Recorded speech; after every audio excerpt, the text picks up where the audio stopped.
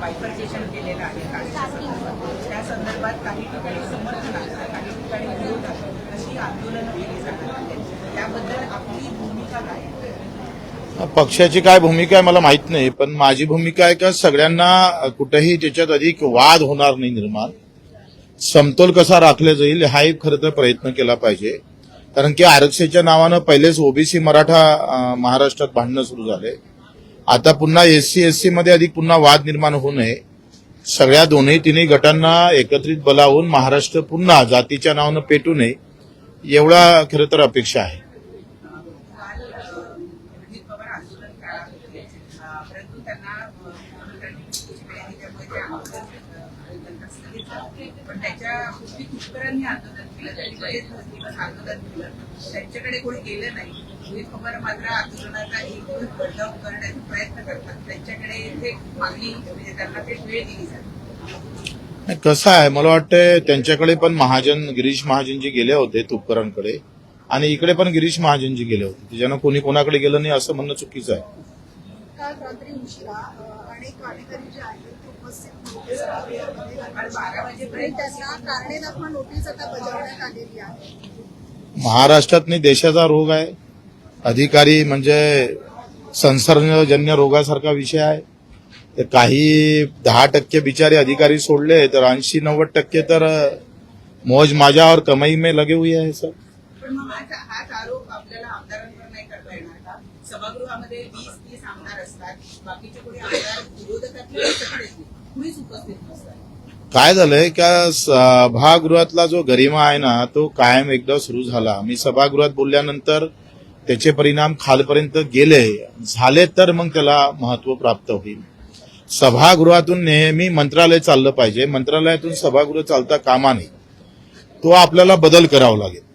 त्या सभागृहातून मंत्रालय चाललं पाहिजे. मला अजूनही आठवतं बीटी देशमुखांनी एक एसटीवर फक्त तारांकित केला होता आणि ते इथं सभेत बोलले होते फक्त, तर त्याचे परिणाम त्या गावातल्या आमच्या गावच्या बेल्लोऱ्यातल्या एका एसटीच्या वेळेवर पडले होते.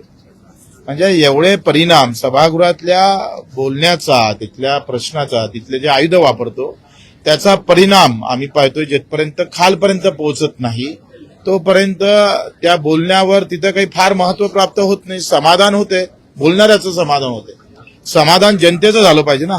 आता जनतेचं समाधान होत नाही हे दुर्दैव आहे.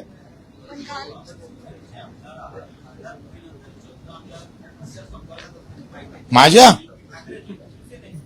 शिवसेनेच्या पक्षाचे 14 आमदार शिंदेच्या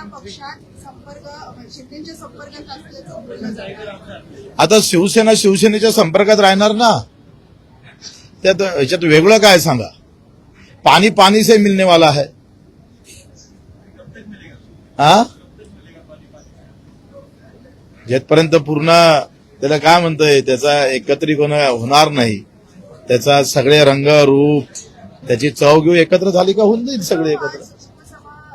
संदर्भामध्ये अर्ज भरला जाणार आहे अशी माहिती मिळत आहे. काय उपसभापतीसाठी अर्ज भरला जाणार आहे. हा. जर इच्छुक आहेत तसं नीलम गोरेंचं नाव पुन्हा मोठ्या प्रमाणात चर्चेला जात आहे. काय सांगणार? त्या वरिष्ठ आहे, त्यांचा विचार झाला पाहिजे. पण पक्षाने काही अशी भूमिका घेतलेली आहे, अनेकांनी इच्छा व्यक्त केली आहे, पण नीलम गोरेंचं अनेकांनी इच्छा व्यक्त केली, मला माहित नाही कोणा केली. तर तुमच्याकडे यादी असेल तर मलाही द्या, मी त्याचं शिफारस करतो.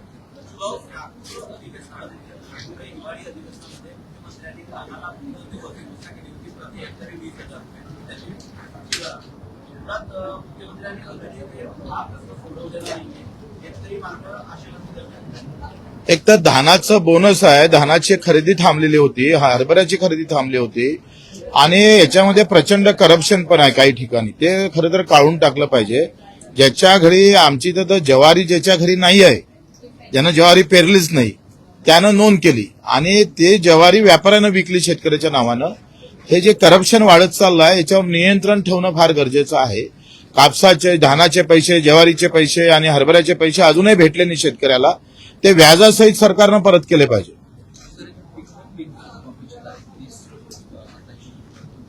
मला वाटतं 5 जुलै जे काही पीक कर्ज माफीची तारीख समोर ढकलली त्याच्यातून मला फार आशा आहे, कारण त्याच्यातल्या दुरुस्त्या आता त्याच्यात मला वाटतं येणार. कारण ते लगेच केलं असतं तर दुरुस्त्या आल्या नसत्या. त्या जेव्हा समोर सरकल्या गेली त्याच्यामुळे त्या दुरस्त्यासहित कर्जमाफीची शासन निर्णय निघेल अशा अपेक्षा आहे. सर आज तुम्ही एक लक्षवेधी मांडणार आहात. ही लक्षवेधी ग्रामीण भागामध्ये संगणक परिचालन त्या संदर्भातली आहे. नेमका काय विषय आहे?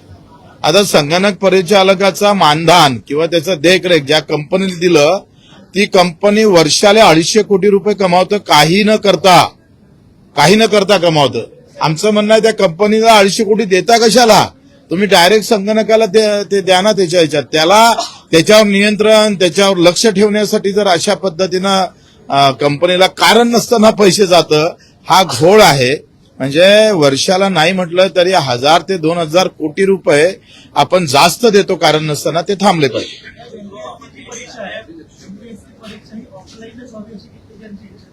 मी कालच ऑफलाईन बाबतीत बोललोय.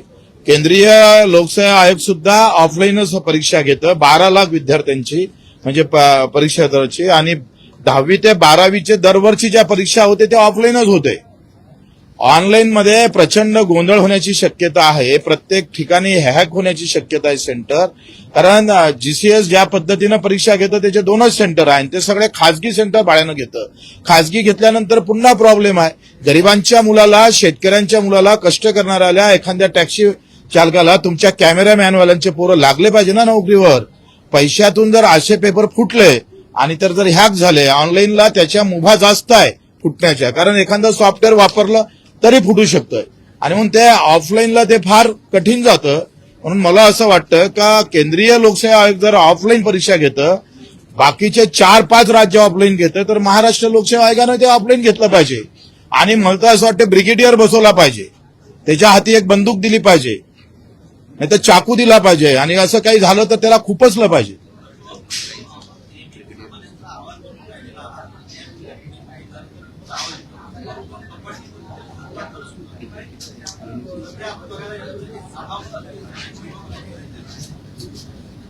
आता विरोधी पक्ष नेतेचं तो मोठा प्रश्नचिन्ह आहे. ते तुम्ही काँग्रेसला विचारला पाहिजे, राष्ट्रवादीला विचारलं पाहिजे, उभाटाला विचारलं पाहिजे. हो, त्यांचा विषय आहे ना. आता मी सत्तेतला माणूस त्यांच्या बाजूने बोललो तर पुन्हा तुम्हाला असं वाटेल की आप सत्य के साथ नहीं है.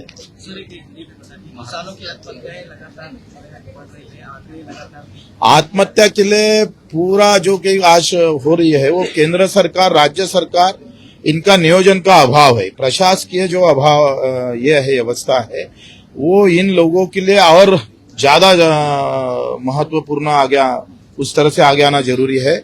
लेकिन आज हम देखते हैं कि भाई मैंने बोला था कि सब जो योजना है सरकार की वो खत्म करो और 2 योजना चालू रखो. एक तो हमारी जो फसल है किसान को उसको जो दाम है वो जो दाम जिस तरह से हमने सिफारिश की राज्य सरकार ने उस तरीके से मिलना चाहिए. अगर नहीं दाम दे सकते तो खर्चा कम करने की ताकत रखना चाहिए. खर्चा कम करने के लिए बोहनी से कटनी तक जो भी खर्चा आता है वो एमआरएस में अगर उसमें उसे एडजस्ट किया तो खर्चा कम होगा, और खर्चा कम होगा तो मुनाफा आएगा.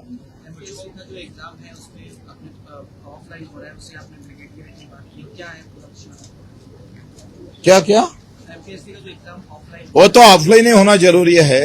ऑनलाइन बोले तो खासगी कंपनी आएंगी, प्राइवेट कंपनी आएंगी, और प्राइवेट कंपनी पूरी माल जमा कर लेंगी, पूरी तरह से इसको सब खत्म कर देंगे.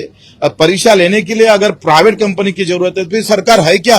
हमारे अधिकारी क्या करते हैं? लोक सेवा आयोग क्या करता है? क्या जरूरत है उसकी? और केंद्रीय लोक सेवा आयोग अगर ऑफलाइन परीक्षा लेती है, हमारी 10वीं 12वीं के पेपर 16-17 लाख स्टूडेंट का परीक्षा जो है वो ऑफलाइन होता है, तो ये क्यों नहीं? ये तो फिर और खासगी कंपनी का बड़ा होगा. ठीक है.